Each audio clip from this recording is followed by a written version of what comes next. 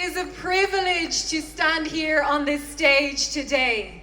And as I stand here on this stage, I am keenly aware that I am standing on the shoulders of women who have tirelessly fought for the unborn in this nation. Women who advocated for the unborn, women who prayed in the wake of a decision of the majority of the people of Ireland to forcibly rip the explicit protection for the unborn from our constitutional document.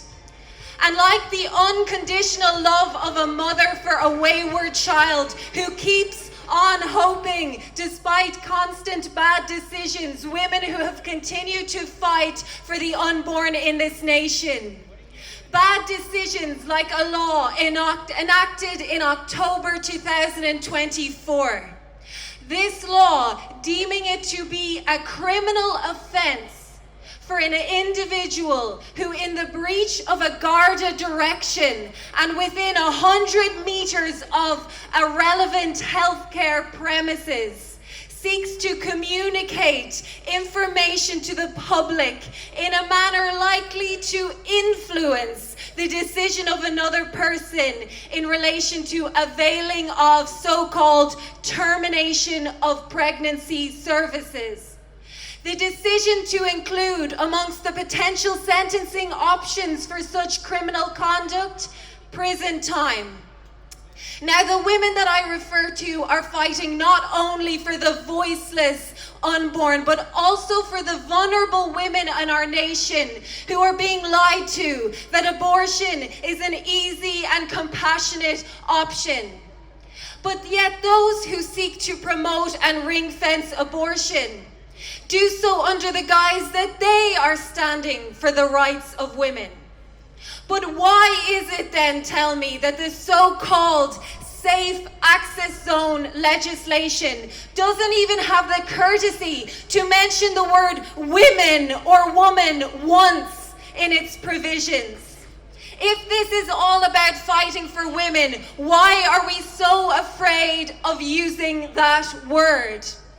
And while there might be educated members of our society who are confused about what a woman is, I am not confused, and neither are you.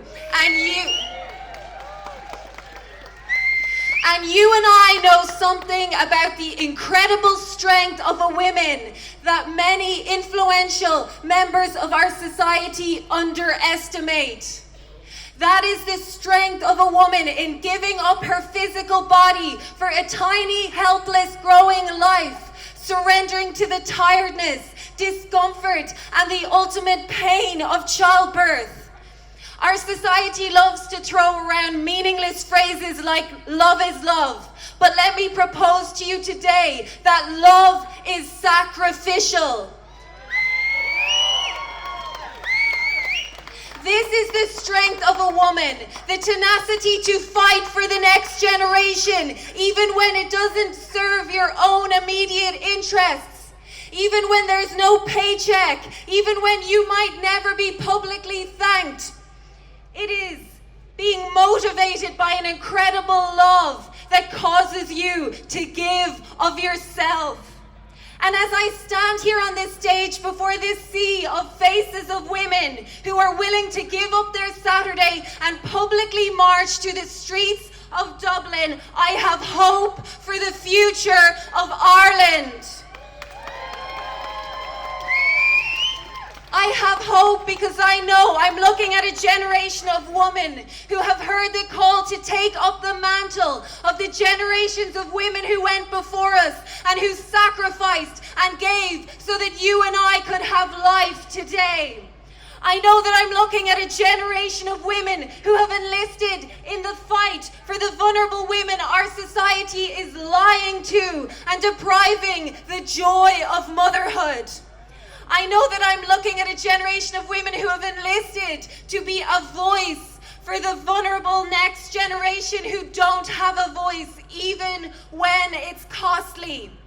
And together, with the help of the one who showed us what unconditional love is, I believe that you and I can change the trajectory of this nation and restore a culture of life once again.